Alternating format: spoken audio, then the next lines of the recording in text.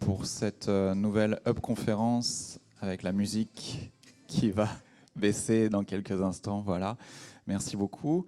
Merci à tous d'avoir bravé les intempéries et les problèmes de transport pour nous rejoindre pour cette très belle Hub conférence. Je m'appelle Nicolas Froissart, je suis un des dirigeants du groupe SOS qui a initié le mouvement Hub et les Hub conférences. Je vais vous en dire un mot.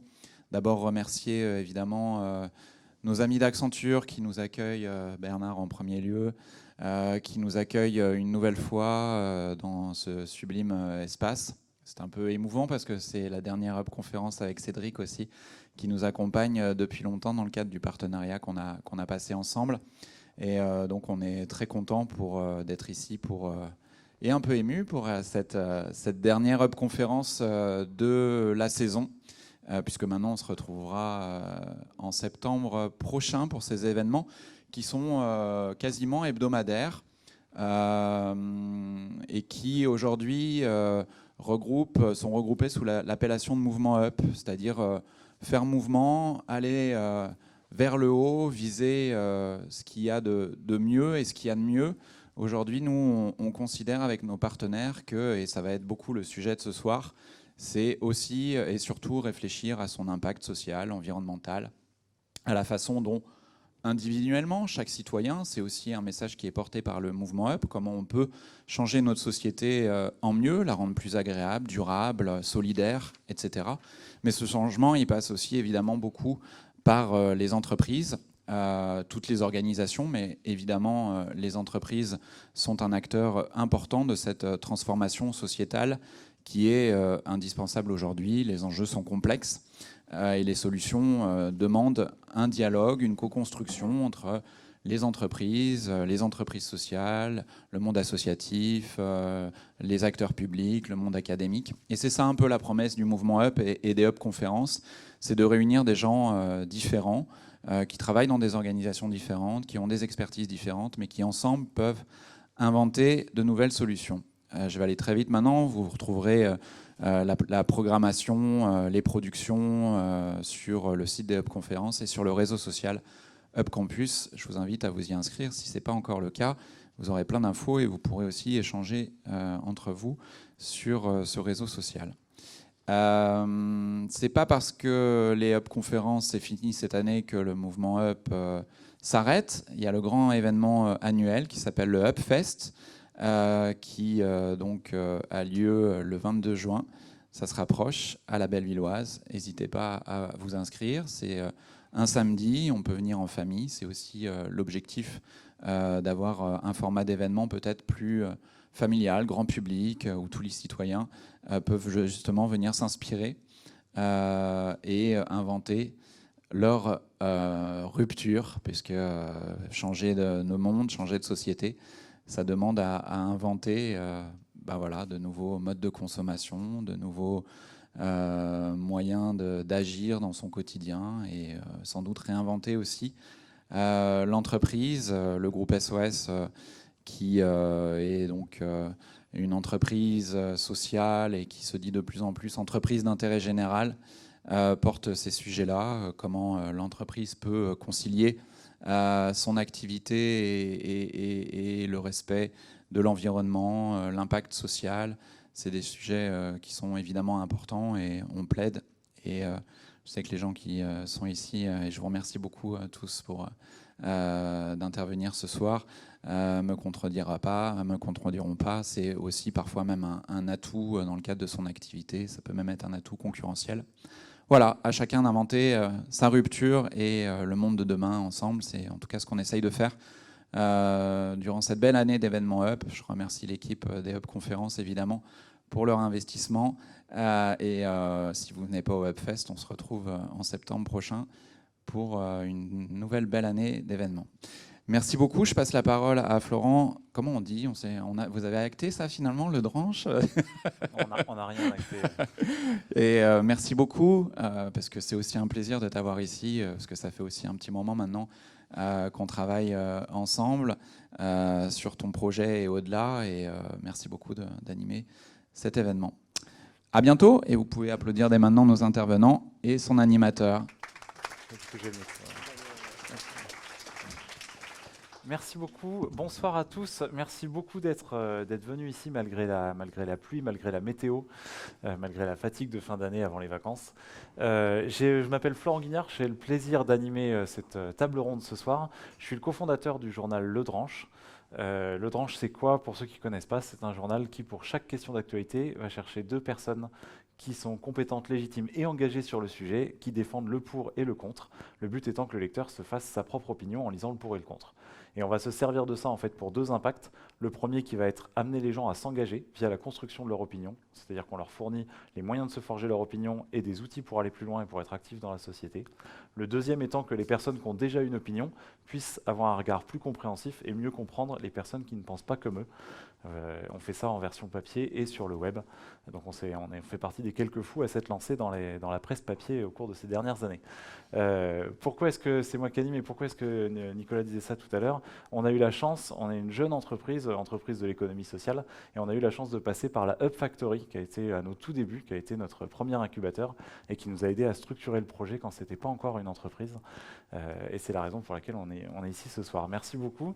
Alors on va rentrer directement dans le vif du sujet, et puis je vais présenter les intervenants. Le sujet ce soir, donc, qui était libellé « Intérêt général, les entreprises s'engagent ». Alors c'est une question, on verra, on discutera, est-ce que la question finalement est bien posée. Pendant longtemps, l'objet d'une entreprise, l'utilité d'une entreprise, le but final d'une entreprise a été de faire du business, de grandir, de générer du profit. Et depuis quelques années, un peu plus que quelques années, on voit apparaître des termes, intérêt général, économie sociale et solidaire, entreprise sociale, entreprise à mission, Bicorp, enfin tout un tas de nouveaux mots en fait qui n'existaient pas il y a encore 20 ou 30 ans et qui sont apparus dans le vocabulaire. Et c'est finalement cette question qu'on va essayer d'explorer. Finalement, quel est le rôle des entreprises dans l'inclusion, dans la transition, dans l'intérêt général? Est-ce que c'est aux entreprises de jouer un rôle clé ou pas? On va voir avec nos intervenants, que je vais présenter immédiatement. Alors, on aura le plaisir d'avoir donc Elisabeth Soublet, qui est donc la cofondatrice des gourdes Squeeze, qui sont des gourdes réutilisables. Vous êtes aussi une des premières entreprises, dans la première promo des entreprises à se faire labelliser Bicorp en France, qui est un mouvement qui était plus connu aux États-Unis, et vous avez été vraiment parmi les pionniers. Vous êtes aussi une ambassadrice de cette labellisation Bicorp. On va en discuter un peu plus tard. On a le plaisir effectivement d'avoir aussi avec nous Philippe Taffin. Alors Philippe Taffin, vous êtes directeur des investissements, c'est ça, chez Aviva. Aviva, donc, est effectivement une marque déjà connue pour son engagement par pas mal d'aspects, et qui en plus, plus récemment, a mis effectivement ces solutions Aviva en fait, en faveur d'une croissance inclusive, d'un développement durable, au cœur de la stratégie même de l'entreprise. Donc on aura l'occasion de reparler de ça. Nils, on a le plaisir d'accueillir Nils, qui travaille donc comme advisor à l'OCDE, et qui travaille effectivement sur un projet qui s'appelle Business for Inclusive Growth, donc business pour une croissance inclusive en français, notamment dans le cadre du G7 qui se tiendra en France cet été à Biarritz. Et on aura l'occasion effectivement de reparler et d'aborder tous ces détails. Et enfin, Bernard Lemasson, donc directeur monde, c'est ça, de l'activité conseil pour les entités publiques chez Accenture, et qui en plus nous reçoit ce soir dans ses locaux. Voilà, et qui fait partie effectivement d'un groupement d'entreprises en faveur d'une plus grande implication dans l'intérêt général. Du coup, alors on va peut-être commencer effectivement par l'entrepreneuse du groupe, Elisabeth. Donc, vous avez créé une entreprise avec directement comme raison d'être une mission, un impact sur la société. Vous vous êtes fait labelliser Bicorp. Alors finalement, déjà, pourquoi avoir fait ça? Qu'est-ce que c'est cette entreprise? Et puis finalement, pourquoi s'être fait labelliser Bicorp et en quoi ça consiste? Beaucoup de questions. Dans quel ordre? D'abord, je crois que c'est important à dire que je ne viens pas tout à fait du monde classique entrepreneurial, ni du monde de l'entreprise classique. Je suis de formation sage-femme et éducatrice pour enfants handicapés, donc de notre monde, plutôt avec un côté service public associatif. J'ai créé Squeeze avec mon mari il y a 5 ans, après un constat personnel par rapport à nos déchets. Et surtout les déchets alimentaires. Et c'était la petite bête noire dans ma cuisine, les petits gourdes de compote que mes 5 enfants n'arrêtaient pas de mettre dans la poubelle, dans la poubelle, dans la poubelle. Voilà, donc on a cherché à résoudre ce problème pour nous, et puis on a partagé la solution.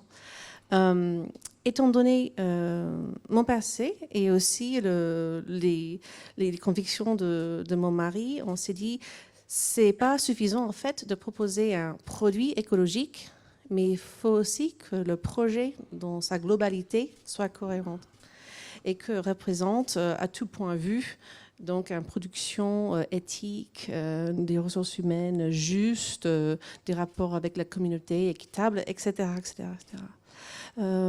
Et quand on a mis ça en place, il était tout fin 2013. Donc la réforme de l'ESS en France était naissante et c'était un peu compliqué pour nous de voir où est-ce qu'on pouvait en fait s'insérer là-dedans. Mais peu après, donc en 2015, il est arrivé les premiers en fait entreprises B Corp en France. Et B Corp, c'est quoi? C'est un mouvement maintenant qui est dans 64 pays, qui est commencé aux États-Unis par un constat pareil de 3 entrepreneurs qui avaient construit une super entreprise d'équipements sportifs. Ils avaient un chiffre d'affaires de 250 millions, quelque chose comme ça. Ils l'ont vendu. Et le repreneur, en fait, avait absolument totalement cassé tout ce qu'ils avaient mis en place comme sourcing éthique, etc. Et ils se sont dit, mais c'est dégoûtant, en fait, qu'on puisse faire ça encore à nos jours. Et surtout aux États-Unis, on a un rapport par rapport à ce qu'on appelle fiduciary duty qui est un peu différent. On peut quand même, en fait, se faire licencier si on ne fait pas assez d'argent pour la boîte. Un peu bizarre. Bon.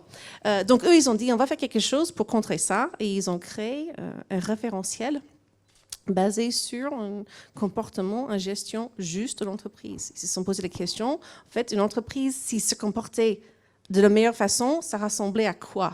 Et donc, ils ont allé chercher des choses dans l'ISO 26000, dans le GRI, dans IRIS. Ils ont vraiment fait le grand tour, en fait, de tout ce qui existe aujourd'hui de standards éthiques en reporting et en termes de gestion pour créer leurs standards à eux qu'ils ont mis à disposition gratuitement pour tout le monde. Donc, le questionnaire B Corp est sur le net et gratuit pour tout le monde. Après, si on cherche à se faire certifier, il y a un audit qui est impliqué et qui est renouvelé tous les 3 ans. Mais pour nous, c'est beaucoup plus qu'un label, un énième label. C'est vraiment un système d'amélioration en contenu. On se pose toujours des questions, on repose les mêmes questions, on parle avec les autres. J'ai plusieurs amis dans la salle qui font partie en fait du même mouvement. On est presque à 80 en France aujourd'hui et 3000 dans le monde. Et voilà, on se fait plaisir, on se challengeant en fait de qui est meilleur, mais qui est meilleur, non pas dans le monde, mais pour le monde. Et ce que vous disiez, c'est que c'est des entreprises de toute taille. Il y a des entrepreneurs, donc des toutes petites entreprises, et aussi des très grosses entreprises. Donc c'est un label, même si c'est pas qu'un label, mais qui est applicable à différentes tailles d'entreprises en fait. Oui, tout à fait. Très bien.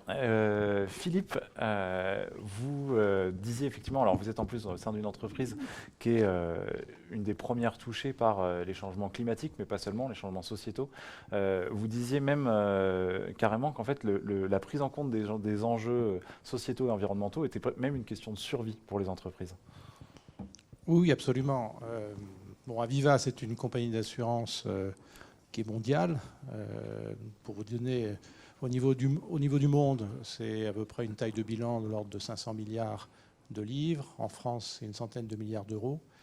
Et en fait, notre activité d'assurance, c'est de vous puissiez souscrire, vous particuliers ou entreprises, des assurances pour vous protéger contre la vie, contre la dégradation de vos biens, etc. Et les problématiques, effectivement, les risques, les enjeux qui sont liés à la transformation du climat, notamment, mais pas que, les problématiques sociales notamment, sont clairement aujourd'hui des risques qui n'avaient pas été suffisamment pris en compte dans le passé, en fait, par des assureurs. Un exemple pour 2018, et ça c'est le pic depuis différentes années, et ça monte chaque année. 2018 est l'année où Aviva a payé le plus d'indemnisation, que ce soit des particuliers ou des entreprises, liés à des risques liés aux dégradations climatiques, aux problématiques de tempête. Vous vous souvenez l'année dernière qu'il y a les fameuses inondations dans l'Aude, mais il y a les vents. On est également un gros assureur auprès d'une population d'agriculteurs. Et donc voilà, donc on voit que ce risque lié au réchauffement climatique, à la plus grande fréquence des tempêtes ou des pluies torrentielles, sont quelque chose qui monte en puissance et pas quelque chose qui se produira dans 20, 30 ou 50 ans. Donc les problématiques climat qu'on avait bien en tête, mais il y a quelques années, mais aujourd'hui on se rend compte que les choses avancent de plus en plus vite. Donc Au moment de la COP 21, en fait, avec le New Economist, on a demandé au New Economist et son Intelligence Unit de travailler en fait sur le coût de l'innovation. Quel serait le coût en matière le coût financier en fait que nous supporterions tous, les compagnies d'assurance, si on ne faisait rien, c'est-à-dire que si on laissait monter la température à 3, 4, 5 degrés.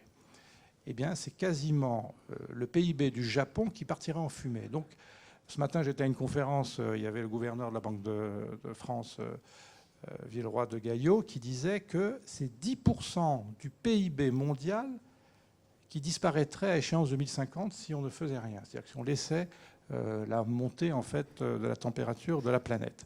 Donc, ça veut dire que notre métier d'assureur, on ne peut plus le faire, on ne peut plus assurer. Ce n'est plus un risque qui peut être diversifié entre les différents clients ou entre les différentes entreprises. Le risque, il devient systémique. Tout le monde y est soumis. Donc, clairement, notre métier d'assurance disparaît. Alors, non seulement on va tous griller, mais en plus, nous, en tant qu'acteurs économiques, on a un problème. Donc, voilà, quelques éléments très simples pour vous dire, aujourd'hui, en dehors de notre volonté d'être une entreprise citoyenne, etc., eh ben, c'est notre survie en tant qu'entreprise d'assurance, et on n'est pas les seuls, hein, les assureurs ont un rôle absolument clé aujourd'hui dans l'économie mondiale, mais c'est notre survie en tant qu'entreprise, avec les emplois à la clé, avec des problématiques de protection, etc., qui est posée. Donc aujourd'hui, clairement, pas par philanthropie, mais par souci d'être capable de vous payer si vous avez un problème, si vous avez un accident, etc. Notre capacité à assurer nos engagements vis-à-vis de vous, clients ou entreprises, qui est à risque. Et donc, concrètement, maintenant, une fois qu'on a dit ça, en fait, ça a entraîné quoi comme changement? Est-ce qu'il y a Alors, concrètement, ce qu'on fait, c'est qu'on a mis au centre de notre stratégie de développement des enjeux RSE. Donc ça, Aviva est un groupe qui est très anciennement engagé dans ça. On a été parmi les premiers assureurs à signer les chartes des PRI, etc. et adhérer au programme des Nations Unies sur l'assurance responsable. Mais aujourd'hui, concrètement, on a défini au travers d'une politique RSE qui s'appelle Aviva Solutions Durables, une stratégie d'engagement, de devoir, de responsabilité fiduciaire à l'égard de l'ensemble de nos parties prenantes, de nos clients bien sûr, de nos collaborateurs, et puis de la communauté, de la société, et évidemment en intégrant aussi les problématiques de la planète. Donc cette politique, elle repose sur 3 grands piliers. Le premier, c'est agir pour le climat, et donc avec un certain nombre d'engagements, que ce soit au niveau de notre activité économique, mais également, ce qui est très important, puisque avec 100 milliards de bilan, on a un rôle très important d'investisseur institutionnel. Donc l'argent et l'épargne que vous nous confiez, eh bien, il faut qu'elle soit placée de façon responsable, de sorte qu'on investit dans les entreprises ou dans les projets qui mitigent et qui soient très, très, très vertueux et respectueux, je dirais, des problématiques de réchauffement climatique. Le deuxième pilier, c'est l'investissement responsable. Donc là, l'idée, c'est d'intégrer dans nos choix d'investissement des problématiques de meilleure gouvernance, donc de meilleure gestion des sociétés ou des États dans lesquels nous investissons. Des éléments sociaux aussi, donc l'impact, comment est-ce que nous agissons sur la création d'emplois, sur la meilleure santé, etc., et des enjeux environnementaux. Et le troisième pilier, c'est l'inclusion. Donc là, on a clairement fait le choix, à travers notre politique sociale de l'entreprise, mais également en encourageant un certain nombre de projets ou d'entreprises, à améliorer l'inclusion, donc le fait que l'égalité homme-femme, l'inclusion des collaborateurs, mais également l'inclusion des personnes éloignées de l'emploi ou des handicapés, ou la diversité culturelle également ou religieuse au sein de nos entreprises, mais aussi dans la société en général. Voilà. Et donc, Aviva Solutions Durables, aujourd'hui, ça va couvrir 360 l'ensemble de notre activité, c'est-à-dire que les prochains produits, qu'ils soient d'assurance ou les produits financiers que nous allons mettre sur le marché et proposer à notre clientèle, vont intégrer ces 3 piliers de notre stratégie RSE. Donc ça devient extrêmement important. Et donc la direction de la Commission pour le développement durable, qui, entre guillemets, porte ces sujets-là, on va être également partie prenante et aura son mot à dire et jouera un peu le rôle de challenger par rapport effectivement à toute notre activité, qu'elle soit business assurance ou notre activité d'investisseur. Ça fait une transition toute trouvée. Bernard, vous disiez en fait que typiquement, et après on parlera de ce que vous faites vous, mais que cette stratégie en fait de dire on investit dans des entreprises qui sont plus vertueuses vis-à-vis de critères sociétaux, environnementaux, etc., finalement ça pourrait même être plus rentable, ou en tout cas financièrement intéressant. Dans la perche, parce que je vais dire un truc juste avant qu'on démarre, en fait, c'est pour ça. Alors effectivement, il se trouve que chez Accenture, on fait pas mal d'études. Donc Accenture, c'est une grande boîte de conseil en innovation et en technologie, qui est une très grosse entreprise. Hein. C'est 500 000 personnes dans le monde, donc c'est un des plus gros employeurs dans le monde en termes d'entreprise. Et effectivement, on fait pas mal d'études pour nos clients. Donc on n'a pas des produits pour des consommateurs finaux, mais on travaille pour des entreprises qui elles-mêmes travaillent vers des consommateurs finaux. Et donc il y a peut-être deux choses que je peux mentionner. On a fait une étude il y a quelques mois. On a interrogé 30 000 consommateurs un peu partout dans le monde sur ce qu'ils pensaient de la manière dont les entreprises s'engageaient sur des valeurs, sur des sujets sociétaux, etc. Et ce qui nous a vraiment étonnés, c'est qu'aujourd'hui, donc les 2 tiers des consommateurs, et c'est vrai dans le monde entier, partout, disent « ça compte pour moi la manière dont l'entreprise s'engage sur des sujets de société, d'environnement. Et non seulement je veux qu'elle le fasse, mais après, je veux voir ce qu'elle fait effectivement, et du coup, ça conditionnera mon comportement d'achat. Et donc, éventuellement, s'il y a des choses qui ne me plaisent pas, je vais effectivement changer de fournisseur, je ne vais plus aller dans tel magasin, etc. Donc, il y a une réelle prise de conscience des consommateurs qui impacte donc les entreprises sur leur responsabilité sociétale, environnementale. Et ça rejoint le point qu'évoquait Philippe, c'est-à-dire qu'aujourd'hui, pour nous, on voit bien que pour les entreprises, c'est stratégique au sens existentiel pour leur vie de s'engager sur ces sujets-là. Et donc, quelque part, même si elles ne le faisaient pas pour des raisons philanthropiques dans l'absolu, elles ont besoin de le faire pour simplement exister.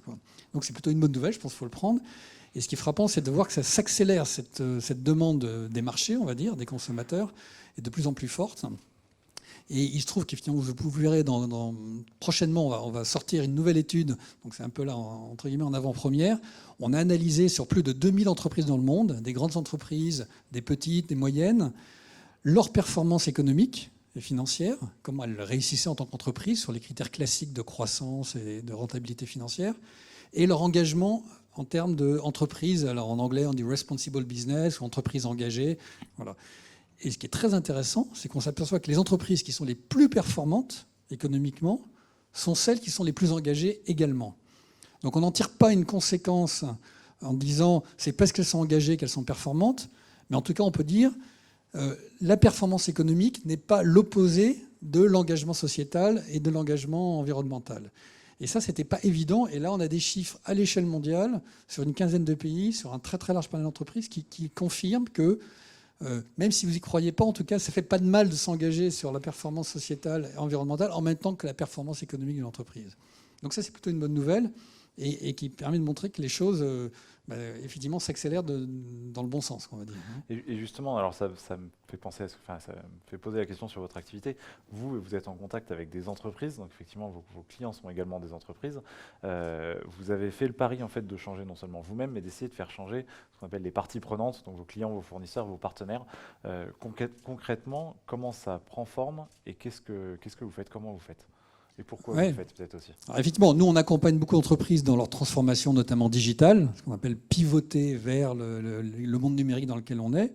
Et on s'est dit, à un moment, il y a aussi cet enjeu de responsabilité sociétale environnementale. En France, la loi Pacte, etc.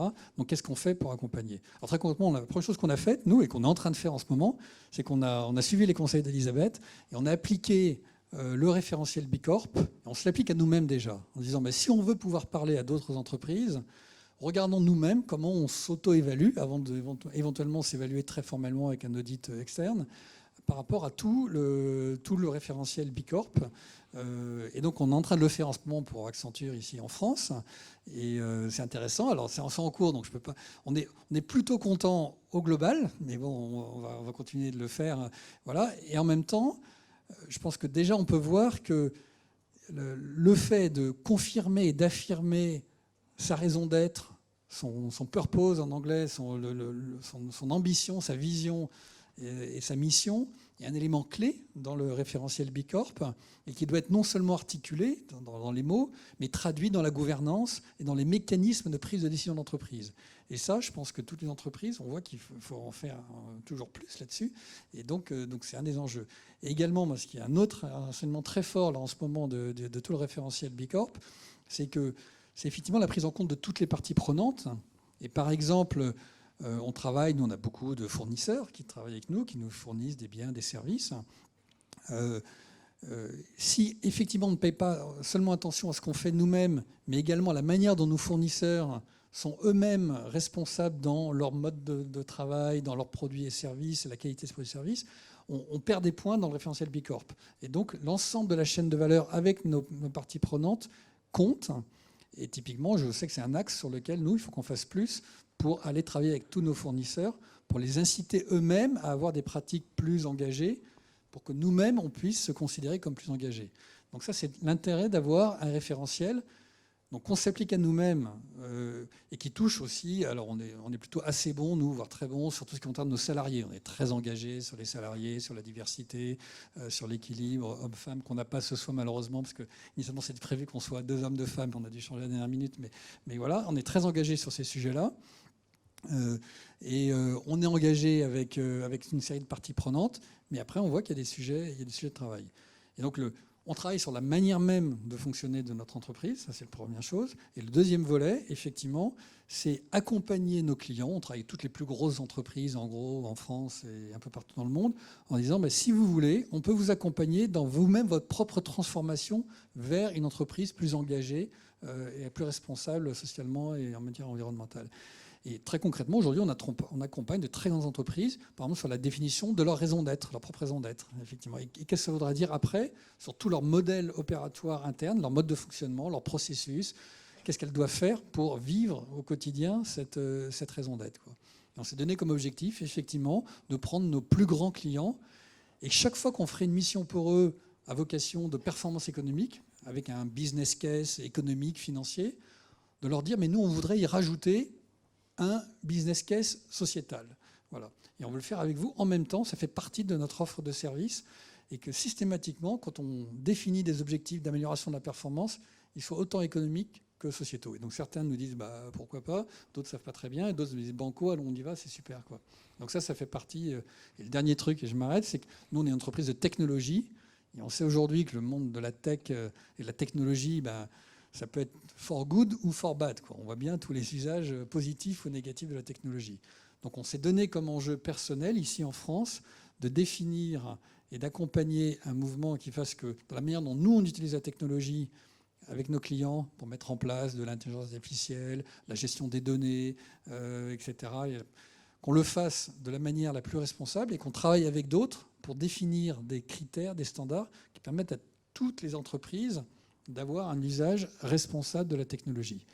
Et c'est un vaste chantier. Ça, c'est certain. Niels, donc, qui effectivement a accepté un peu à la dernière minute de remplacer celle qui devait être la deuxième femme de ce panel. Merci beaucoup du coup de nous avoir rejoints. Alors vous travaillez sur le G7 et sur le concept de Inclusive Growth, donc croissance inclusive. Alors qu'est-ce que c'est un peu que la croissance inclusive et finalement qu'est-ce que ça a à voir avec le G7? Oui, c'est un terme barbare. Juste avant d'y venir, justement, je voulais rebondir sur ce qui vient d'être évoqué, parce que c'est vrai que ça m'a tout de suite pensé, à aux États-Unis, il vient d'y avoir une enquête qui montre que sur la génération des millennials, donc la génération Y, les jeunes nés après 81, les moins jeunes nés après 81, est la génération la plus large de l'histoire démographiquement des États-Unis. Et sur cette génération-là, on a à peu près les 2/3 des individus qui disent « moi, je veux travailler pour un groupe qui est engagé ». Et en fait, ça devient un critère d'engagement auprès des employeurs potentiels.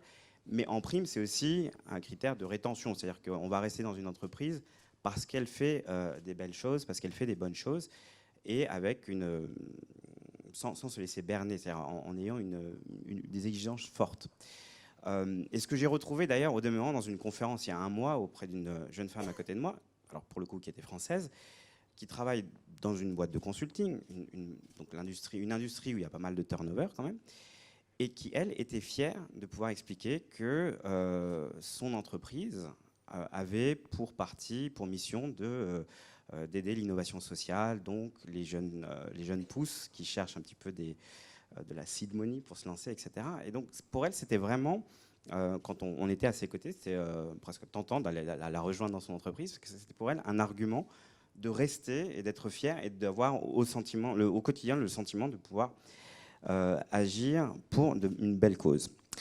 Donc, on en revient à qu'est-ce que c'est la croissance inclusive après ce petit détour. En fait, j'ai presque envie de dire que c'est difficile de trouver de la croissance inclusive au travers de l'histoire. Est-ce que finalement la croissance, est-ce qu'elle a été inclusive? Est-ce que c'est pas, voilà. Est-ce que c'est possible? Pour les un peu plus anciens dans la salle, on se souvient des 30 Glorieuses, donc c'était le taux de chômage au plus bas. Hein.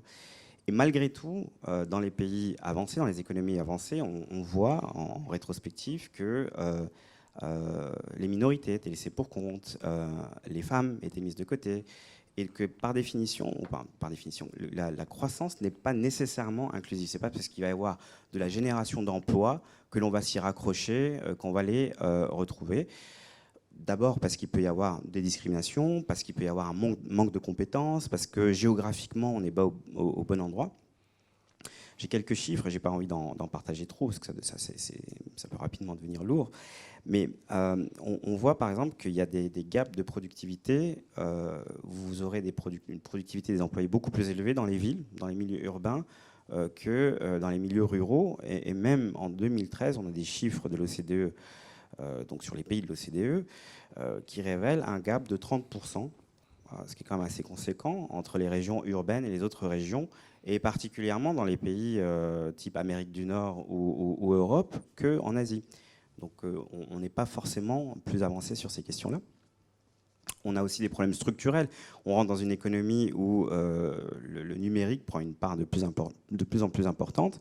Et on avait des chiffres sur 2013-2016 qui montraient que 6 employés sur 10 expliquaient n'avoir aucune compétence basique en tout ce qui est ICT, voire même 0 expérience à avoir interagi avec un ordinateur. Dur quand de plus en plus de services passent à l'ère du digital.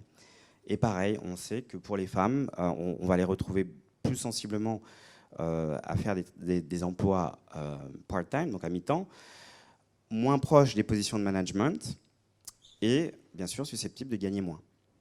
Donc autant d'éléments qui montrent qu'au XXIe siècle, en 2019, l'économie n'est pas aussi inclusive qu'on voudrait qu'elle le soit. Et donc, comment est-ce qu'on la rend inclusive? Ou est-ce que c'est possible? Voilà. Alors, justement, sans amener les choses à un niveau trop économique. Mais pour autant, on a des actions concrètes que l'OCDE essaie de mettre en œuvre.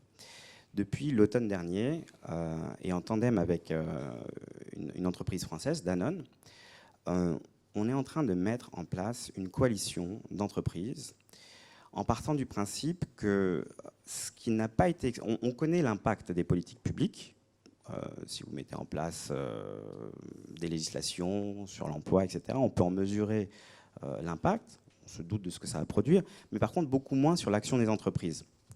Quand les entreprises disent on va faire ceci, on va faire cela, on n'a pas vraiment de précédent encore, quand elles s'engagent, etc., etc. Donc c'est difficile de mesurer les choses.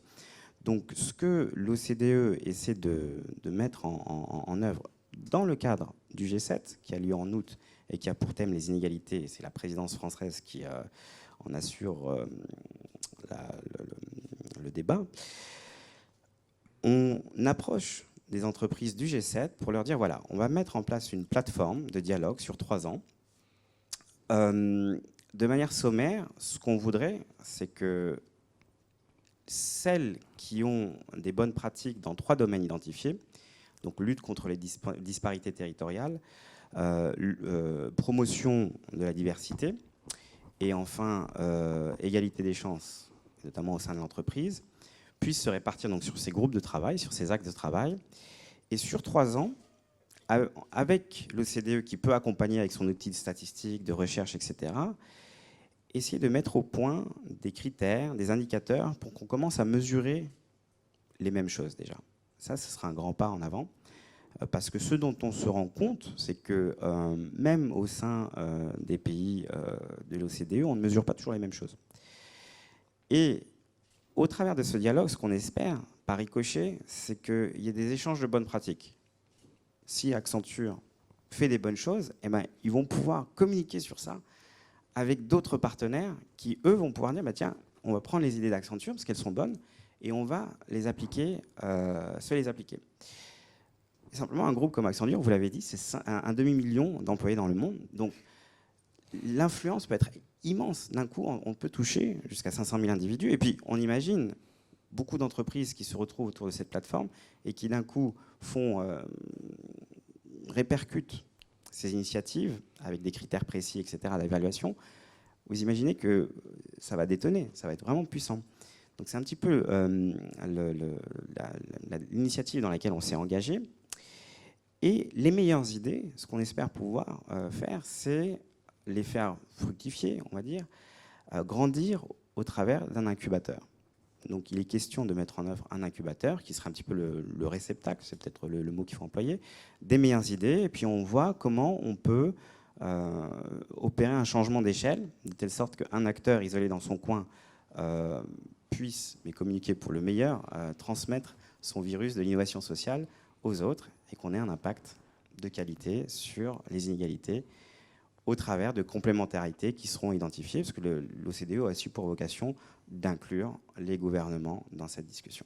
Alors voilà. Justement, une petite dernière question avant de redistribuer la parole. Finalement, le G7 est un sommet de chefs d'État, de gouvernement. Pourquoi avoir choisi les entreprises? Alors c'est typiquement la question, effectivement, pourquoi les entreprises et pas passer par les États finalement? Très bonne question. Et une fois de plus, il y a beaucoup d'exemples qui me viennent à l'esprit, mais par exemple, vous avez un sociologue français qui a écrit, qui s'appelle Nicolas Renaï, si je prononce bien, qui a écrit sur les disparités territoriales, sur un village qu'il n'identifie pas en Bourgogne, et qui était caractérisé par ce qu'il appelle le capitalisme paternaliste. C'est-à-dire que en fait, vous avez pratiquement au long du XXe siècle, une même entreprise, une usine, qui emploie tout le monde, qui assure pratiquement de l'enfance jusqu'à la retraite, et voire de s'assurer que tout le monde a une place au sein de l'usine et qu'il y a une cohésion dans la vie du village, etc. etc. Puis en parallèle, ce qu'il explique, c'est que c'est fascinant comme bouquin, le frère du patron de l'entreprise est constamment réélu maire, et donc vous avez une symbiose. Mais ce qui se passe, c'est qu'à la fin des années 80, ce modèle s'écroule tout simplement parce que des pans entiers, des segments entiers, des pans entiers de la France se désindustrialisent. Donc, dans ce contexte où, avant, mécaniquement, avec peut-être simplement le brevet des collèges ou le bac, on allait à l'usine et on avait une vie à l'usine garantie, aujourd'hui, il faut réexplorer ce contrat qu'on peut trouver entre, d'un côté, l'entreprise, de l'autre, l'État et l'individu. Donc c'est vraiment l'ambition de ce schéma qu'on essaie de mettre en place. Vous parliez tout à l'heure de groupement d'entreprises. Bernard, il me semble qu'Accenture a rejoint aussi un groupement d'entreprises en français, celui Accenture France, du coup, a rejoint un groupement d'entreprises français en faveur d'une croissance, d'une économie plus inclusive. Oui, en fait, c'est un peu à la fois la déclinaison française et parallèle et précurseur et accompagnant de Business for Inclusive Growth qui était présenté là avec l'OCDE. Très concrètement, vous avez vu pendant la crise des Gilets jaunes en décembre dernier, vous avez peut-être lu, il y a une tribune qui a été publiée dans Le Monde mi-décembre, portée principalement par Emmanuel Faber, de Danone, et un premier groupe de chefs d'entreprise qui ont dit, écoutez, nous, on croit qu'on peut à la fois faire de la croissance et de l'inclusivité, encore une fois, sur des aspects sociaux, d'accès à l'emploi, de responsabilité environnementale, etc. Et donc, on veut s'y engager pleinement, quoi. On le dit, et quand une entreprise s'engage quelque chose à l'extérieur, elle s'expose sur la place publique, donc après, il faut qu'elle le fasse, quoi. Et donc, ce groupe, maintenant, rassemble plus de 30 entreprises. La vocation, c'est qu'on fait une cinquantaine d'entreprises, et avec des noms comme Danone, comme L'Oréal, Vinci, Schneider, enfin voilà, je ne vais pas tous les citer, mais donc des vraies entreprises lourdes, importantes, qui ont vraiment de l'impact sur leur territoire et un peu partout. Accenture en fait partie. Et on se dit, Moi, ce qui me frappe beaucoup, c'est qu'effectivement, ce sont vraiment les PDG qui s'engagent, qui se réunissent tous les 2 mois, 3 mois, avec des dîners, etc., sur des actions très concrètes. Et on dit, nous, effectivement, on va enclencher des actions très concrètes sur l'emploi, sur des offres de produits et services destinés à des publics plus fragiles ou des offres de produits et services qui respectent des critères d'engagement sociétaux, environnementaux. Et sur la capacité à avoir des achats responsables, par exemple, avec des choses très concrètes. Et on va embarquer tous nos écosystèmes. Et ça rejoint ta question. C'est-à-dire que derrière, on sait, en tant qu'entreprise, qu'on a besoin de travailler avec les gouvernements, les pouvoirs publics, parce qu'il y a les aspects de régulation avec lesquels on doit travailler, par exemple. Il y a des politiques publiques qui sont quand même très importantes sur des sujets d'éducation, de tout ce qu'on veut. On a besoin de travailler avec tout le tissu associatif. Un des sujets qu'on a, par exemple, dans ce groupe des grandes entreprises engagées pour l'économie inclusive, c'est comment on peut accélérer la croissance de l'économie sociale et solidaire. Et nous, grandes entreprises conventionnelles, qu'est-ce qu'on peut faire pour aider les structures de l'ESS à croître plus vite dans leur logique d'impact sociétal, tout en ayant des modèles économiques hybrides. Voilà. Donc ça, c'est très concret. Et on pense que les entreprises peuvent le faire avec les boîtes de l'ESS, avec les gouvernements, avec les citoyens eux-mêmes. J'ai parlé tout à l'heure du pouvoir des consommateurs, des citoyens. Je pense qu'on a tous un réel pouvoir. Et avec le tissu associatif également. Et tout ça sur des logiques de territoire, parce qu'on sait très bien qu'in fine, ça se passe sur des territoires qui sont effectivement des bassins de vie ruraux, urbains, périurbains, qui doivent fonctionner avec tout cet ensemble, quoi. Donc c'est le pari qu'on a, et avec des engagements qui vont être publics pour qu'on puisse derrière s'assurer qu'on les tient, quoi, effectivement. Et alors justement, une dernière question qui s'adresse autant à vous finalement qu'à Elisabeth. On parle de 10 entreprises, 30, 50 entreprises, du label B Corp qui représente effectivement plusieurs dizaines d'entreprises. Finalement, pourquoi est-ce que c'est c'est une question qui est peut-être très naïve, mais pourquoi est-ce que c'est 50, 100, 200 entreprises et pas 100 000 ? Finalement, est-ce que ce phénomène dont on parle ce soir, est-ce que c'est un épiphénomène ou est-ce que c'est un véritable changement de société ? C'est quoi un peu l'ampleur du phénomène ? Alors, moi, je peux donner un avis très très bref. Je pense que c'est profond, structurel. On ne va pas revenir en arrière. Les entreprises qui ne seront pas engagées dans cette transformation profonde de leur modèle économique avec un impact sociétal et environnemental, elles vont disparaître, j'en suis convaincu. Et ça va beaucoup plus vite que ce qu'on pouvait imaginer il y a quelques années. Moi, ce qui me frappe, c'est qu'effectivement, on sent un point de basculement. On en parlera peut-être avec le haut-commissaire Christophe Etier quand il viendra. Et où les entreprises ne peuvent plus aller en arrière pour des raisons simplement structurelles, stratégiques. Si elles ne le font pas, elles vont disparaître, quoi. Et après, certaines le font par conviction a priori, d'autres le font par nécessité pour suivre le mouvement. Mais il est profond, majeur, et tant mieux, parce que c'est ce qui permettra effectivement de faire les choses. C'est mon point de vue, je laisse les autres réagir. Effectivement, alors Elisabeth aussi sur l'ampleur peut-être du mouvement B Corp et qu'est-ce qui est prévu pour l'avenir. J'ai entendu parler d'un B-Lab, si je ne me trompe pas. Oui, tout à fait. En fait, donc à l'origine du mouvement, c'est un ONG qui a commencé aux États-Unis, qui est maintenant des antennes dans beaucoup d'autres pays, y compris l'Angleterre, l'Espagne, l'Italie, le Pays-Bas. Et on est en cours de création d'une structure associative en France aussi, qui s'appellera B-Lab, pour porter le mouvement et passer le message, entre guillemets. Pourquoi il n'y a pas plus de monde ? Absolument rien. Pourquoi ? Mais je trouve que ça, pour moi, en fait, il y a un parallèle parfait entre en fait, tous les structures de société, les consommateurs, autant que les entreprises, autant que les gouvernements, autant que les associations, sont tous en train de prendre conscience que dans différentes manières, donc sur plusieurs niveaux, on ne peut plus prendre et jeter. Voilà, c'est tout simplement ça. C'est qu'il n'y a pas je balance. Puisque je balance où ? Avant, je ne voyais pas. Maintenant, en fait, je balance, il est sur mes genoux. Voilà. On a juste compris qu'il y a 100 ans, cette bouteille en verre avait énormément de valeur, puisqu'on pouvait le réutiliser un grand nombre de fois, puisqu'on n'allait pas le jeter, on n'allait pas le détruire et le refaire, puisqu'il peut encore servir. Et comment est-ce qu'on est arrivé non seulement à l'obsolescence programmée, qu'on comprend tous, mais à un autre terme qui serait l'utilité éphémère. Pourquoi les choses dans nos vies nous sont utiles pendant 1 heure, ou 3 jours, ou 1 mois, quand à la base, elle est conçue pour durer beaucoup, beaucoup plus longtemps. C'est tout en fait le problème du plastique. Elle est conçu en fait pour durer très très très longtemps, mais on l'utilise de manière pas très intelligente finalement. Voilà, et ce sont des questions qu'on s'attaque donc à plusieurs niveaux. Et je pense qu'on est tous collectivement, à chaque strate de la société, de prendre conscience de ça et se dire ah, il faut qu'on change quelque chose. Or, pendant longtemps, c'était l'inverse. C'est une toute petite anecdote, mais l'élection en fait, de maire de Los Angeles en 1961 s'est basée sur le lectorat des femmes au foyer et le fait que dorénavant, les femmes au foyer n'allaient plus être obligées de séparer les déchets. Voilà, c'était la campagne. Allez, madame, vous allez pouvoir tout mettre dans la même poubelle. Ouais, et il a gagné. On écoute ça aujourd'hui, on dit mais c'est complètement aberrant. Mais on avait une recherche en fait de facilité, de praticité. On voyait l'intérêt de vendre plus, donc de gagner plus, et on n'était pas capable, pour une raison X, à se rendre bien compte en fait des conséquences derrière. De se rendre compte que on est dans un petit bateau, donc la planète Terre, et s'il y a 10 personnes dans le bateau et il y en a 7 qui crèvent de faim, ça va pas marcher. Ils vont forcément venir de l'autre côté à un moment.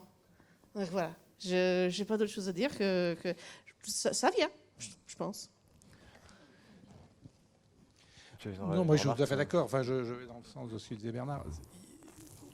En matière d'investissement, par exemple, on a fait un petit sondage auprès de nos clients. En fait, c'est nos clients qui nous demandent de mettre plus de valeur dans notre activité, plus de valeur dans nos produits. On a fait un petit sondage. Aujourd'hui, les personnes interrogées en France, 88% des gens disent c'est absolument clé d'intégrer des critères éthiques, sociaux ou environnementaux dans vos produits. Et en même temps, quand on fait le constat, on demande est-ce qu'on vous a proposé ce genre de produit, plus de 90% disent non, on n'en a jamais proposé. Donc on voit qu'il y a à la base, il y a une demande, il y a un appétit, il y a une vraie volonté en fait et une vraie demande, et aujourd'hui qui n'est pas satisfaite. Donc clairement, c'est là qu'on voit que l'engagement rime avec le développement et du business. Donc on a, nous, collectivement, entreprises, il faut qu'on construise aussi les produits que nos clients attendent. Le deuxième élément qui me paraît important et qui peut expliquer aussi pourquoi on n'a pas trop le choix aujourd'hui, et puis c'est qu'avec la révolution numérique, la transparence, les réseaux sociaux, aujourd'hui, tout se sait. Tout se sait. Ce qui s'est passé, par exemple, dans l'automobile, avec l'incident, plus qu'un incident, mais en tout cas, chez Volkswagen et un certain nombre de constructeurs automobiles, sur le fait, effectivement, qu'on ne mesure pas bien le taux d'émission de gaz carbonique. Il y a peut-être 15 ans, ça aurait peut-être fait la une, enfin, ça n'aurait pas fait la une, ça serait peut-être un entrefilé dans la presse. Aujourd'hui, ça ne passe plus. Ce qui s'est passé chez Renault récemment, les problématiques de gouvernance, de check and balance au sein des entreprises, que ce ne soit pas un seul homme, aussi bon soit-il, que repose, je dirais, la politique, la stratégie d'entreprise, ça n'est plus possible. Donc aujourd'hui, ça fait la une des journaux et ça pèse sur la valeur de l'entreprise.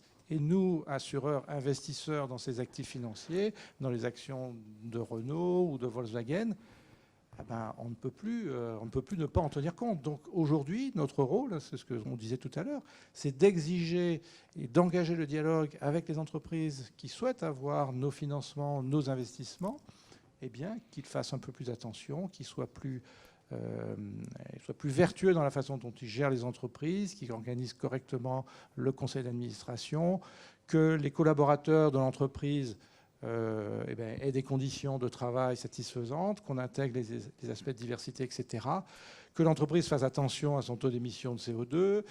Voilà. Donc, tout un ensemble d'éléments. Et aujourd'hui, ça fait partie de notre métier d'investisseur. Aujourd'hui, chez Aviva, au niveau du groupe, la stratégie d'engagement, elle est clé. Aujourd'hui, nous, on considère, par exemple, vis-à-vis du climat, qu'il ne suffit pas juste de désinvestir des sociétés qui sont les plus contributives à l'émission de gaz de CO2. Parce qu'en fait, si on vend les actions, on vend des obligations, en fait, il y a quelqu'un d'autre qui les achète. Donc, on ne résout pas le problème. Donc, la meilleure façon, c'est d'engager un dialogue constructif avec ces entreprises pour les amener et les convaincre que c'est de leur intérêt d'investir, de développer, de dégager des budgets pour améliorer leur efficacité énergétique. Donc ça, c'est absolument clé. Alors, C'est pas toujours facile. On a eu récemment avec BP quelques succès. Ça met un certain temps, mais aujourd'hui, de plus en plus, les entreprises comprennent que ça devient essentiel. Et nous, notre rôle d'assureur responsable, pour le bien de la planète, mais aussi pour la qualité de nos actifs financiers et notre capacité à faire face à nos engagements, qui sont aussi vis-à-vis de vous, eh bien, c'est de faire ce travail en profondeur. Et alors justement, on a parlé effectivement, donc il y a une demande des clients ou des consommateurs. On a vu qu'il pouvait y avoir aussi une demande des salariés, vous en parliez tout à l'heure, qu'il pouvait y avoir une volonté ou en tout cas un mouvement de la part des décideurs. Finalement, entre ces trois-là, entre les consommateurs, les décideurs, je dis volontairement les décideurs parce que c'est majoritairement des hommes, mais c'est peut-être justement une part du problème, et les salariés, finalement, c'est lequel qui est le plus moteur? D'où vient vraiment le changement? Ou si je pose la question de manière un peu plus insidieuse, lesquels sont à la traîne? Je crois que le changement, alors, il est partout. Alors, et il ne peut pas se faire l'un sans l'autre. C'est-à-dire qu'on peut effectivement avoir un certain nombre d'initiatives démarrer à la base. Par exemple, chez Aviva, il y avait un groupement de salariés qui s'appelle Graines d'idées, qui a démarré il y a pas mal d'années pour proposer des améliorations dans l'entreprise, dans le fonctionnement, etc., mais qui étaient uniquement portés par les collaborateurs. Et ça, c'est des éléments extrêmement intéressants. Donc, il y avait des idées qui remontaient de tous les salariés. Et ensuite, on engageait les différentes directions pour essayer de les mettre en œuvre. Mais c'était compliqué. Et en fait, on y est arrivé qu'à partir du moment où on a eu effectivement une des directions générales, donc là, c'était les ressources humaines, en fait, qui ont embarqué ce mouvement, qui est un mouvement ou une demande spontanée, je dirais, des salariés, des collaborateurs d'Aviva. Et donc, à un moment donné, cette demande, il faut qu'elle soit complètement acquise, comprise, et ensuite relayée, et ensuite développée, je dirais, de façon complètement transverse dans tous les secteurs de l'entreprise. Sinon, ce n'est pas possible. Et il faut que le top management donne vraiment l'exemple. Et l'exemplarité, c'est absolument clé. Ça ne pourra pas marcher sans ça. Et il faut une sincérité aussi. Ça, c'est aussi extrêmement important. Ouais, peut-être pour rebondir là-dessus. Enfin, moi, je pense que concrètement, si les top dirigeants d'une entreprise, pour parler d'entreprise, n'y croient pas, ne sont pas engagés, ça ne se passera pas et c'est compliqué, quoi. Donc, il ne faut pas se voiler la face, quoi. Si effectivement, il y a des dirigeants qui restent aujourd'hui très focalisés sur la vision purement performance économique de l'entreprise, donc très court terme, voilà, délivrer des résultats pour le prochain trimestre ou la prochaine année, objectivement, ça sera plus dur pour embarquer un changement dans ces entreprises-là, quoi. Après, même quand les dirigeants sont convaincus, je prends l'exemple d'Accenture, on a nommé, nous, au niveau du COMEX mondial, donc dans les 10 personnes qui dirigent l'entreprise au niveau mondial, un responsable de l'engagement d'Accenture. Voilà, le Responsible Business Lead. Et après, une entreprise, notamment les très grandes entreprises, c'est une structure complexe, hein, ce que disait Philippe. Et petit à petit, faire changer des modes de fonctionnement interne, des processus, des habitudes, etc., c'est long. C'est vrai que c'est compliqué, même s'il y a une volonté féroce et farouche au sommet pour dire on va changer les choses, etc. Et ben, il y a des habitudes, il y a des choses et ça met du temps, quoi. Donc c'est vrai que c'est pas instantané. Il y a chacun individuellement dans son coin dit mais pourquoi on a encore des gobelets en plastique à tel endroit?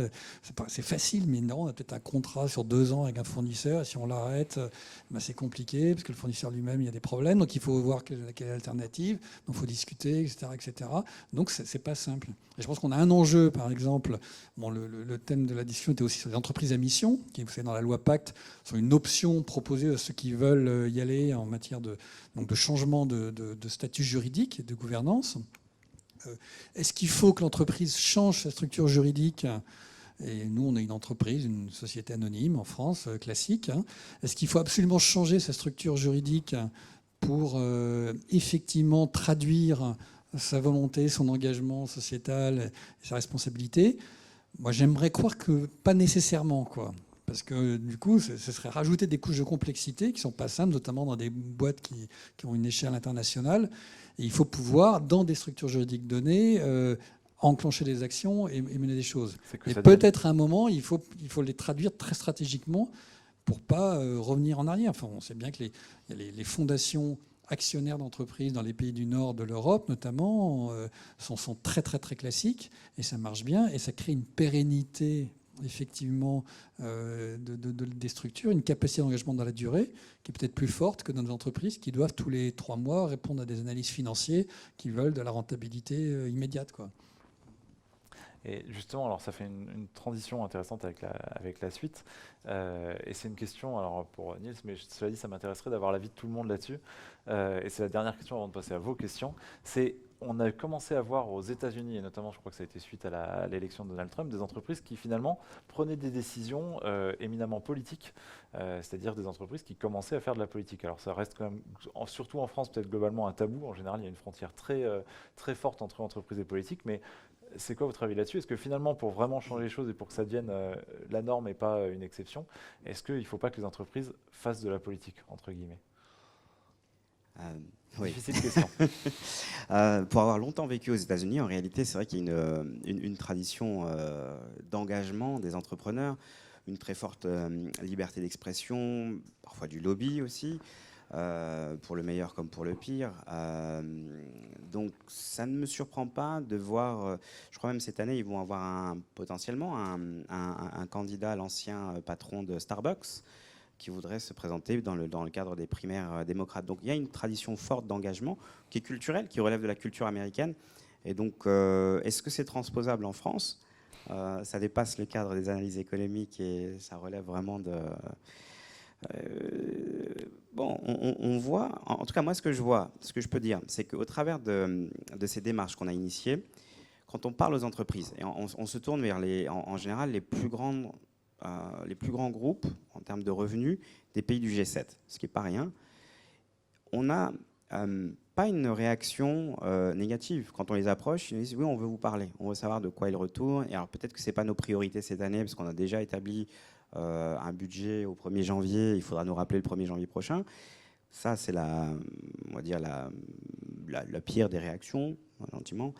Mais ensuite, on a vraiment des gens qui sont enthousiastes et qui nous envoient des rapports de 200 pages pour dire ce qu'ils viennent de faire au travers de l'entreprise en termes d'action. Je pense à des groupes américains qui, typiquement, s'engagent à reprendre les vétérans, s'engage auprès des populations handicapées, s'engage, et ça on le trouve aussi en France par exemple, on le trouve aux Pays-Bas, une entreprise assez exceptionnelle qui s'est rendu compte que les handicapés étaient très bons sur des tâches IT, et donc qui a fait un partenariat avec un des plus grands groupes de logiciels au monde, et qui arrive à assurer de l'emploi. Franchement, c'est génial. Donc de voir ce type d'engagement, ça met du baume au cœur bien sûr, mais aussi... Et peut-être pour compléter, ce que je vois aussi, c'est qu'il y a une génération qui pousse ça, une nouvelle génération qui arrive derrière. J'ai travaillé avec... j'avais un jeune collaborateur que j'ai retrouvé quelques années plus tard, la semaine dernière. Il est devenu directeur d'une petite entreprise de 15 personnes qui travaille sur les détritus. Et moi, ce qui m'a frappé, c'est une formule que je garde à l'esprit encore. Il me dit, moi, plus tard, je vais être connu dans le monde des déchets. Mais il y a 10 ans, on n'aurait jamais dit ça. Enfin, je vais être connu dans le monde des poubelles. Et ça, c'était pour lui une source de fierté. Et je pense que cette génération-là va nous porter vers un plus grand engagement vers VERT, vers plus de solidarité, etc. Donc moi, je suis plutôt enthousiaste pour ce que je vois venir sur la base de mon expérience, bien sûr. Peut-être votre avis, effectivement. Alors, Elisabeth, Philippe, Bernard, votre avis sur cette question, et du coup, ça fera une parfaite transition. Oui, moi, c'est relativement rapide. J'ai 2 observations à vous partager de la part d'une personne qui est née aux États-Unis, mais qui a habité pendant 20 ans en France et qui est maintenant française aussi, et qui se sent pleinement française. Il y a 2 choses. Quand on parle en fait des entreprises qui font beaucoup de politique aux États-Unis, il faut bien comprendre que nous, il y a des choses qu'on a fait bien là-bas et il y a des choses qu'on a totalement fait faux. Et laisser rentrer en fait la pub et le jeu de l'argent dans la politique, c'est la plus grosse erreur de l'histoire des erreurs. Et je crois que c'est une des principales raisons pour lesquelles aux États-Unis, on a des entreprises engagées en politique, puisque c'est juste, on a tout mélangé en fait. Je dis souvent à mes amis ici, quand on me demande « Mais comment vous avez élu Trump ?» Vous ne savez pas, nous on a de la pub à la télé, avec un bombe nucléaire qui explose, un téléphone rouge qui sonne, et on voit Hillary comme ça, qui cherche le téléphone, quoi. Donc, et ça passe à la télé à 20h. Donc, on traite notre électorat, mais vraiment d'une telle manière que on comprend en fait comment on a élu Trump. Voilà, c'est la vérité. Et vous avez encore préservé en fait cet espace public, cet espace de décision citoyen et de responsabilité qui vous regardez comme très cher. Et tout le monde a un panneau, tout le monde a le même temps sur la télé. On ne peut pas faire la pub partout. Soyez fiers, puisque ce n'est pas partout pareil. On a vu la même histoire avec Brexit. Les Anglais, ils sont très proches des Américains là-dessus. On peut mettre ça sur le côté d'un bus. Hein. Allez, quittez l'Europe, on va gagner 50 milliards de livres. Non. Voilà. Et la deuxième chose, donc, par rapport aux États-Unis, c'est juste aussi de vous rappeler, puisque parfois, en fait, on me dit, quand on m'entend en fait parler, on dit « Ah, vous êtes américaine ?» Ah, bah oui. « Ah, mais vous, les Américains, vous avez un truc, vous êtes super généreux. Dès qu'il y a une tornade ou un truc, tout le monde donne de l'argent, voilà, tout le monde met la main à la poche. Nous, en France, on n'est pas comme ça. Hein. » Et je leur explique « Oui, mais attendez, en fait, à la fin de la journée, en termes des services qui sont proposés, qui sont donnés aux personnes en cas de besoin, on arrive peut-être à peu près, dans les termes de l'OCDE, au même niveau. Sauf qu'aux États-Unis, la majeure partie vient des dons privés. Et en France, la majeure partie vient donc du gouvernement. Mais c'est qui le gouvernement? C'est nous tous dans ce cas-là. Donc vous avez une générosité qui est institutionnelle, qui vous est propre. Vous, quand vous donnez de l'argent, c'est pas je vais donner à mon église puisque j'aime bien ces gens-là. C'est moi, ce que je partage avec les autres, c'est équitablement pour tout le monde. Et je ne regarde pas qui c'est. Voilà.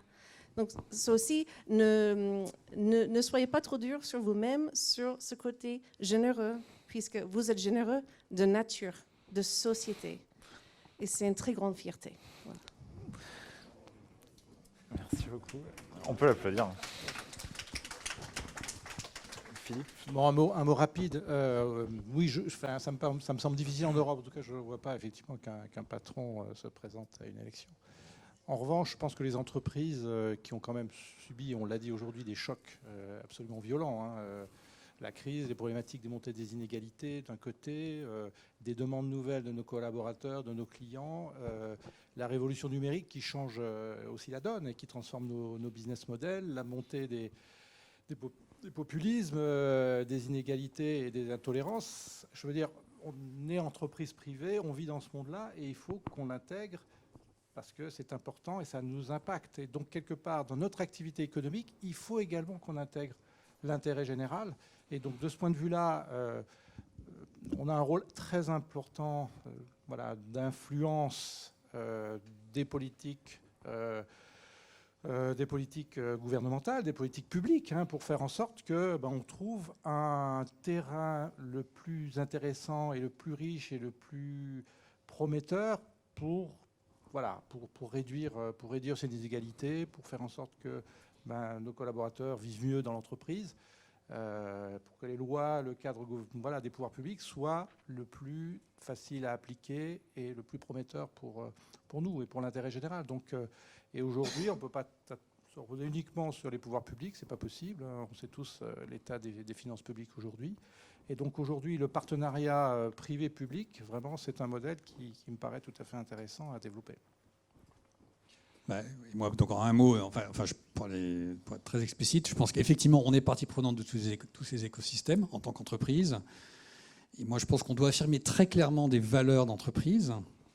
Et ça va jusqu'au fait de pouvoir dire éventuellement que sur des offres politiques, il y en a qui nous paraissent, en tant qu'entreprise, plus ou moins pertinentes. Je le dis très concrètement, c'est-à-dire que, par exemple, pendant les dernières élections présidentielles ici en France, notre PDG Monde d'Accenture, qui se trouve être un Français, a dit clairement il y a des offres politiques qui ne me paraissent pas bonnes, pour moi en tant que patron de cette entreprise, et en parlant de populisme ou d'extrémisme, et que donc voilà, ces choix étaient plutôt sur des offres moins populistes ou extrémistes que d'autres, quoi. Donc il l'a exprimé dans la presse très clairement, il a pris une position en tant qu'un acteur de la vie de la société. Après, c'est un acteur parmi d'autres. Donc ça ne me choque pas, quelque part, qu'il y ait une affirmation très très forte de valeur qui puisse aller jusqu'à des choix ou des affirmations politiques. Ça peut être très conflictuel, mais c'est comme ça.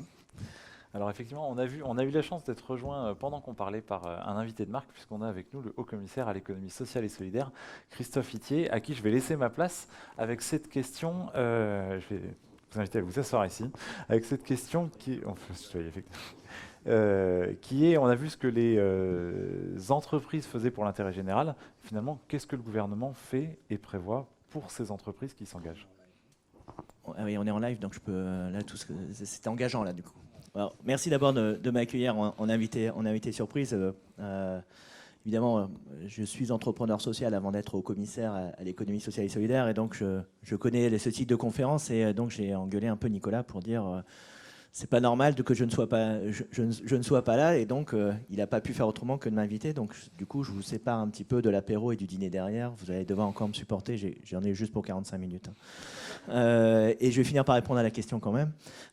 En fait, on vit ce momentum dans ce pays, en France. On se vit ce momentum. Alors, il y a eu la loi Pacte, vous savez, cette loi qui a justement instauré ce statut de société à mission. Je pense que vous en avez parlé lors des discussions, qui a instauré la raison d'être, qui a instauré surtout une modification historique du Code civil. Alors, tout ne passera pas par le droit, évidemment, hein, mais qui instaure pour la première fois dans le Code civil la définition de l'entreprise en tant que, non pas uniquement centre de profit, mais centre de profit en considérant l'impact social et environnemental. Donc c'est des petits pas, mais extrêmement importants, parce que moi je pense, on a parlé d'optimisme, on parle parfois de greenwashing, social washing. Moi je pense que même une entreprise qui fait du social washing ou greenwashing, c'est qu'elle a compris qu'elle ne pouvait plus ne rien en dire. Et qu'au bout du bout, elle sera rattrapée par ses parties prenantes, qui sont ses collaborateurs, qui sont ses fournisseurs, qui sont ses clients, et qu'in fine, elle devra mettre de l'authenticité, et qu'in fine, il faudra qu'elle mette de l'efficacité. Et en tout cas, on est dans ce momentum. Alors, il y a eu la loi Pacte, et on voit bien l'évolution quand même des mentalités. Au début de la discussion autour de ce projet, alors la loi Pacte, c'est beaucoup de mesures, mais sur ce sujet de l'objet social, on avait des positions extrêmement fermes, radicales, notamment des représentants du MEDEF, qui aujourd'hui se dotent d'une raison d'être. Donc, ils ont adopté, avant même que la loi soit sortie, déjà de ce dispositif en disant on ne peut plus rien dire de cette performance globale de nos entreprises, qui le cherchent pour toutes les raisons qui ont dû être évoquées et que j'ai entendues en arrivant. C'est d'abord pour attirer les talents. Aujourd'hui, les jeunes générations qui rentrent sur le marché du travail se disent OK, évidemment, la rémunération, évidemment, la compétence, mais d'abord le sens. Alors, le sens, c'est une question très intime. Donc chacun a ses critères, mais c'est la première fois en 2018 où un sondage Opinionway mettait le critère de choix du premier employeur, celui du sens. Donc ça veut dire quelque chose de notre société. Ça veut dire aussi quelque chose pour garder les talents. Moi je viens d'un cabinet, alors c'était pas Accenture, c'était Deloitte, qui... comment ? Non, mais je sais, mais tu vois, comme quoi on peut en sortir, et je te le souhaite aussi. On se croise régulièrement, on était encore avant-hier soir ensemble, donc on peut se taquiner. Mais non, moi d'abord, c'est une très belle expérience. Alors, ce n'est pas une entreprise philanthropique. Néanmoins, pour garder les talents, il a fallu, au lieu de... Il n'est pas question de primes, il n'était pas question de dispositifs, de team building, etc. Pour garder les talents, il a fallu qu'à un moment donné, Deloitte se pose des bonnes questions et se dit je vais m'engager au service de l'intérêt général et je vais embarquer les collaborateurs dans cette démarche. Et à ce moment-là, on a pu... infléchir le turnover des équipes. Et puis donc, pour toutes ces raisons aussi de business, aujourd'hui, jamais les consommateurs n'ont été aussi vigilants sur la qualité environnementale et sociale des produits ou les qualités ou les vertus de leur entreprise, etc. Mais au-delà de ça, je pense qu'il y a aussi une prise de conscience d'un certain nombre de dirigeants qui disent aujourd'hui, on doit, ce qui a été dit à l'instant, on doit prendre notre part au service de l'intérêt général. Et ce n'est pas qu'une question de se dire finalement l'État n'a plus les moyens ou la puissance publique n'a plus les moyens de régler tous les problèmes, c'est qu'en plus ça ne marche pas. Il n'y a pas qu'uniquement une question de volume financier. Évidemment, il y a cette question-là parce que les enjeux sont tellement colossaux quand on parle du défi climatique, du défi migratoire. Il va falloir mobiliser toute la puissance économique au service de ces défis. Et évidemment, l'État ne pourra pas tout, mais il ne pourra pas tout non plus de manière en termes d'intelligence. Nous avons des politiques publiques qui sont bien trop descendantes, directives, et donc quand on essaye de résoudre une problématique de société, on voit bien sur le chômage de longue durée, quel que soit le taux de croissance dans ce pays, nous avons toujours à peu près 1 million de personnes, de citoyens français qui sont sur le bord de la route du chômage, quel que soit l'argent public qu'on puisse y mettre, quel que soit le taux de croissance. Et donc, il faut qu'on trouve des solutions avec des nouvelles alliances qui a été abordées tout à l'heure, des nouvelles alliances entre l'État qui doit être plus ambitieux sur la perspective, mais aussi plus humble dans la posture, en étant agile, en étant moins sur le contrôle et plus sur la prise de risque. C'est créer des alliances donc, entre l'État, entre évidemment le secteur de l'économie sociale et solidaire, des associations, mais aussi des entreprises qui de plus en plus disent « moi j'ai envie, de toute façon si je veux développer mon business, il faut que le territoire aille bien ». Donc c'est soit le territoire très en proximité et les PME, les ETI, les TPE sont très investis aujourd'hui aussi dans ce sujet. On parle souvent des grands groupes parce qu'ils ont une puissance économique, mais les petites entreprises sont aussi très, très investies. Vous prenez le mécénat d'entreprise, 96% du mécénat d'entreprise en termes de volume financier, en termes de nombre, pas de volume financier, ce sont des TPE, des PME. Donc ça démontre bien qu'on est dans aussi une économie d'impact, de proximité. Et donc cette alliance-là, elle est avec les pouvoirs publics, les assos, les entreprises de toute taille, les investisseurs, là aussi. Je crois que vous étiez dans nos locaux il n'y a pas très longtemps, puisqu'on travaille sur l'impact investing, comment on mobilise cette finance qui n'est pas notre ennemi, parce qu'il faut arrêter les idéologies, c'est pas la finance, elle est ce qu'on en fait. Et donc comment on crée des vecteurs financiers pour servir l'impact social, pour servir l'impact environnemental. Donc on est dans ce momentum général où finalement tout le monde se dit on va falloir réinventer notre fameux État-providence, comme on l'a ici en France, mais ce n'est pas qu'une question française. Moi, je voyage beaucoup à l'étranger en ce moment parce qu'on va lancer un sommet international sur l'économie inclusive à Paris. Et j'étais en Inde, à Séoul, la semaine dernière, et en Inde, à New Delhi. Et là aussi, vous imaginez l'ampleur des défis économiques et écologiques. J'avais un investisseur qui me disait, mais de toute façon, nous, notre sujet, c'est que d'ici 2050, un demi-milliard d'Indiens vont rejoindre nos villes. Comment on met à niveau nos infrastructures, nos services de soins, nos écoles, etc. C'est des défis tellement colossaux qu'eux ne se posent même pas la question. Il faut que tous on y aille. Et donc des Tata, par exemple, qui, pour électrifier l'Inde, se disent de toute façon, si j'électrifie, ça ne sert à rien parce que je vais mettre des trucs hyper-tech, etc. Ça ne sera pas accessible aux plus pauvres. Et de toute façon, on va continuer à brancher des fils sur mes appareils et ça va foutre le feu. Et donc, on développait avec des ONG un accompagnement aussi des populations les plus précarisées pour gérer l'énergie et faire en sorte que cette énergie soit accessible. Donc tout ça est vraiment un momentum national, mais aussi international. Ce sujet-là, même si dans certains pays que je ne citerai pas, c'est un peu plus compliqué d'un point de vue étatique. Mais en tout cas, il y a vraiment ce momentum mondial, et particulièrement en France. Et donc, je vais finir quand même par répondre à la question de Florent. Et donc, qu'est-ce que fait l'État? Alors, là, je suis venu ici parce que depuis la semaine dernière, ou il y a 10 jours, nous avons lancé, depuis le ministère de la Transition écologique, en compagnie de François de Rugy et d'un certain nombre d'entrepreneurs et d'acteurs de l'intérêt général, de l'engagement des entreprises ici présents, un mouvement qui s'appelle 10%. Donc, moi, je fais le VRP maintenant, donc je viens avec mes produits. Donc, je vous en ai laissé quelques exemplaires et je laisserai le lien à Nicolas pour qu'il puisse vous le diffuser. Voilà, ça s'appelle 10% pour tout changer. Pourquoi 10%?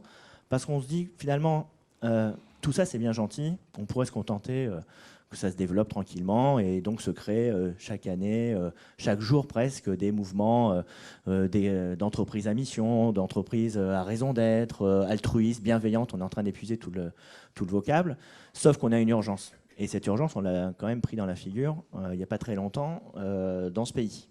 Et on le vit, et cette urgence, elle est sociale, écologique, et elle devient ensuite une urgence politique, démocratique.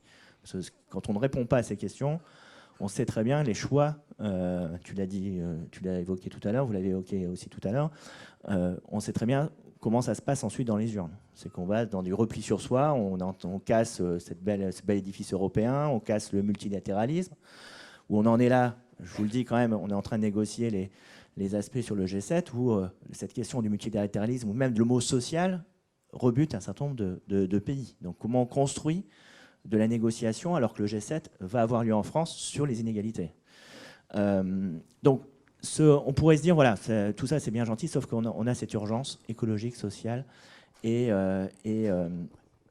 aussi démocratique. Et donc, il est temps de ne pas de sortir des pionniers. Là, on est entre nous. Les gens qui sont autour de cette table, on se voit régulièrement et on peut se revoir encore demain. On va dire c'est génial, tout va bien, on est dans un monde qui va de mieux en mieux, en tout cas qui va dans le bon sens. Sauf qu'il va falloir aller chercher tous ceux qui sont pas très loin, qui se disent ben, tiens, ça m'intéresse. Par contre, je comprends pas une entreprise à mission, je suis patron de PME. Ma raison d'être, moi pour l'instant, ma raison c'est d'aller chercher mon business et de faire survivre ma boîte. Et je ne suis pas outillé, contrairement à une grosse boîte, pour avoir une responsable RSE ou quelqu'un que je vais détacher pour réfléchir à ces questions de l'engagement. Est-ce que je dois créer une fondation? Est-ce que je fais du mécénat? Ah bah tiens, je vais faire du mécénat, mais ok, alors nature, financier, de compétences, comment ça marche? Et je le fais avec qui? Quel asso? Est-ce que c'est la bonne asso à laquelle je m'adresse? Enfin, voilà, c'est extrêmement compliqué et on a toute une série de leviers d'engagement, de la RSE qu'il va falloir aussi modifier pour en faire non plus une RSE compensatrice, donc ne plus faire du let's bat, mais du doing good. Comment on met l'intérêt général et l'impact social et environnemental au cœur du dispositif. Et donc, il va falloir qu'on change d'échelle et qu'on accélère et qu'on embarque un maximum de monde. Et donc, les 10%, c'est quoi? C'est ce qu'on appelle le tipping point en sociologie. Je pense que certains connaissent la théorie. C'est dans une communauté, quand on a 10%, quand on a un comportement particulier, et aujourd'hui on a ou singulier, c'est un peu le cas de nous, parce que nous ne sommes pas le système dominant, on tend à le vouloir, mais nous ne le sommes pas. Nous avons un comportement, en sociologie, quand on a un comportement singulier, quand on atteint 10% de la communauté, on permet cette bascule. C'est le point de bascule qui va permettre à l'ensemble de la communauté d'adopter ce point singulier qui devient la norme. Et l'objectif, c'est bien de devenir la norme.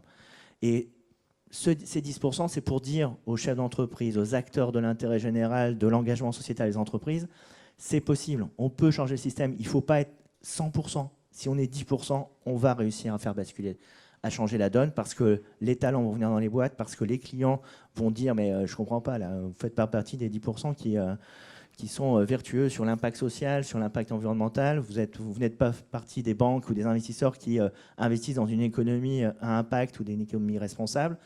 Et donc, c'est l'enjeu. C'est pour ça qu'on a choisi cette bannière, 10% pour tout changer. C'est de dire, on va essayer de rassembler 10% d'acteurs qui croient en France à cette dynamique et on va faire basculer le système. Alors, il ne suffira pas de dire on est 10%, donc maintenant, tout va bien.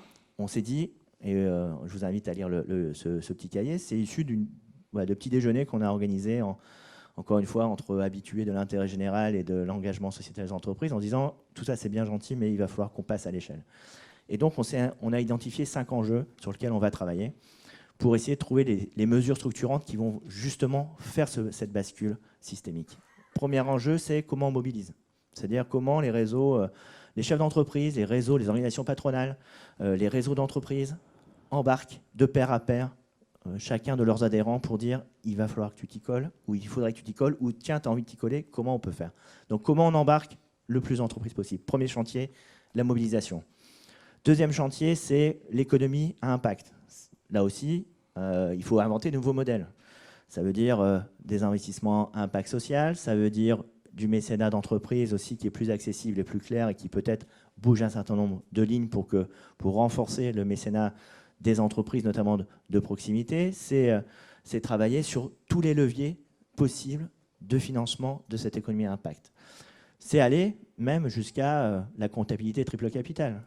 Si on veut vraiment changer le système capitaliste, alors il y a ceux qui prévoient de faire des grands soirs. Bon, ceux-là, je l'espère, seront encore un peu loin de nous. Mais l'idée, c'est quoi? C'est comment on modifie le capitalisme, comment on transforme le capitalisme pour le rendre plus responsable. Et donc, il faut utiliser des chevaux de Troie. Les chevaux de Troie, c'est les entreprises, mais c'est aussi la comptabilité. La comptabilité, c'est un outil universel.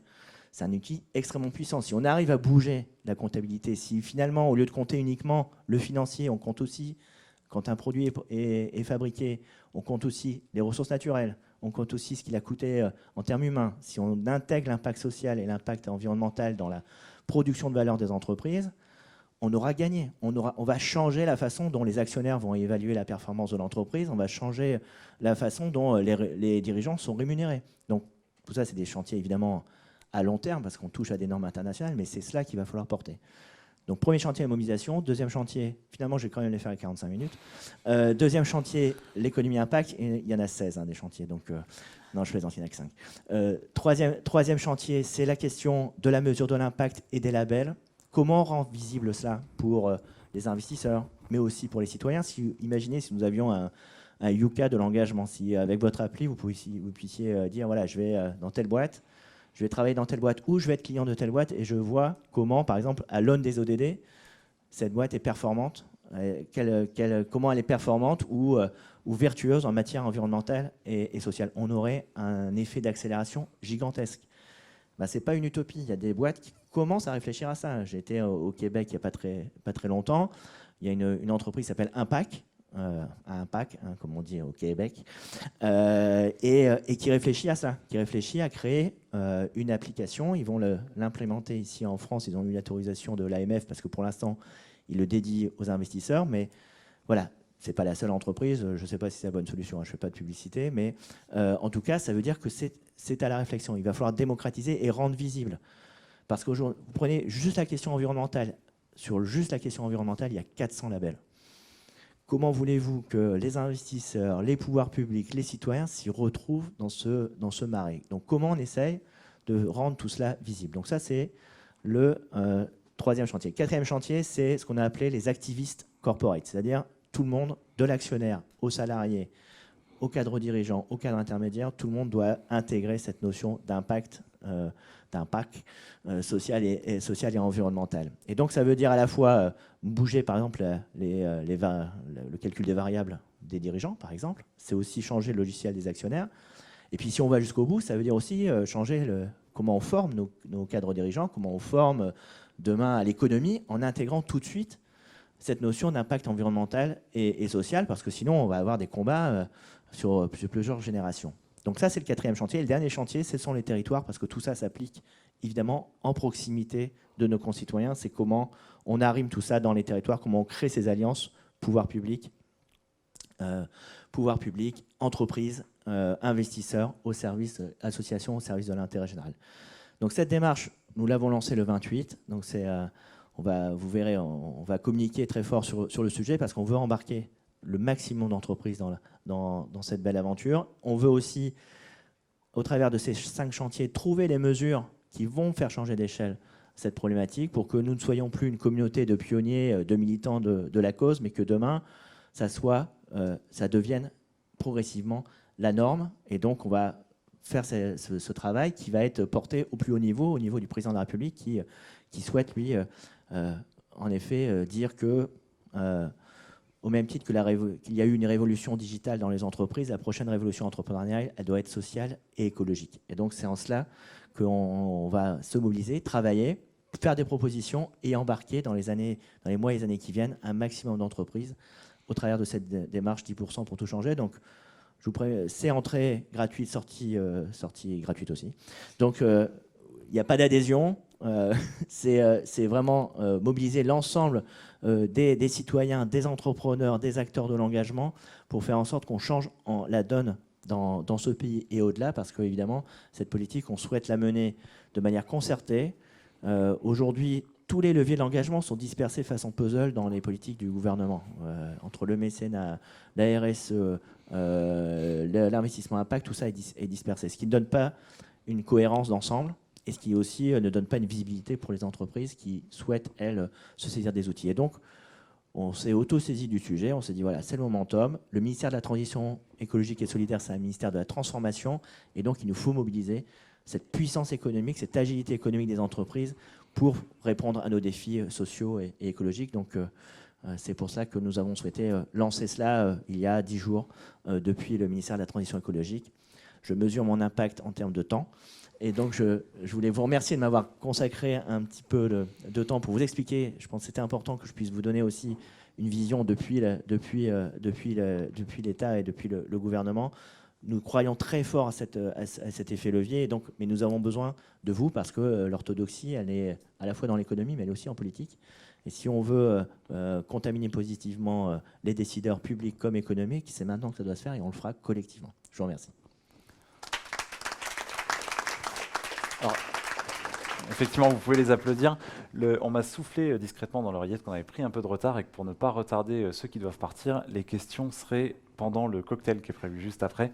Et donc, vous pourrez poser les questions directement et individuellement aux intervenants avant juste de passer au cocktail en 10 à 30 secondes chacun. Et c'est un peu une tradition dans les hub conférences. La question qu'on pose habituellement, c'est si vous deviez laisser la salle, les gens qui sont venus ce soir, vous, avec un conseil, une recommandation, une inspiration, qu'est-ce que vous leur diriez ? Je commence. Donc, mon conseil, c'est qu'il faut y croire. On y croit tous, effectivement. Il faut vraiment y croire et travailler collectivement. Ce qu'a dit un peu Christophe Itier, c'est comme ça qu'on y arrivera. Donc, il faut y aller ensemble, quoi. Donc moi, l'américano-française pratico-pratique.